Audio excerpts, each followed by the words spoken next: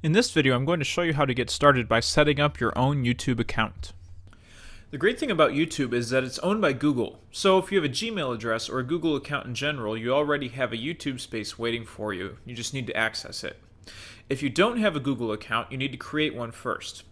Click on Create Account and then go through the standard sign-up form. When you're done, it will automatically log you in. Because I already have a Google account, I'm going to click on Sign In, fill in my Google login, and it'll take me to my YouTube homepage. Down the middle, we have general subscriptions and videos, recommendations and trending video on the right, and then on the left there's some other information that we'll get to later. The first thing we need to do is set the privacy options for your account. Click on your name at the top right hand corner and then click on Settings. This is the overview page. The first page we need to look at is under the Profile Setup tab on the left. You can upload a picture, give a short description of yourself, link to a website, and then fill in whatever other details you want to. The more you fill in, the easier it is to find your content. When you're done, click on Save Changes, and a green bar appears at the top letting you know that your changes were saved successfully. The second tab is the email options. YouTube will send you emails depending on what choices you make about subscriptions and updates.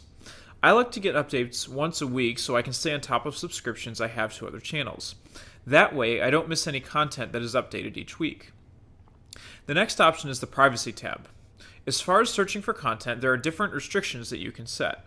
The first option, allow only my contacts to send me messages, means that people can only comment or write to you through YouTube if they're in your contact list.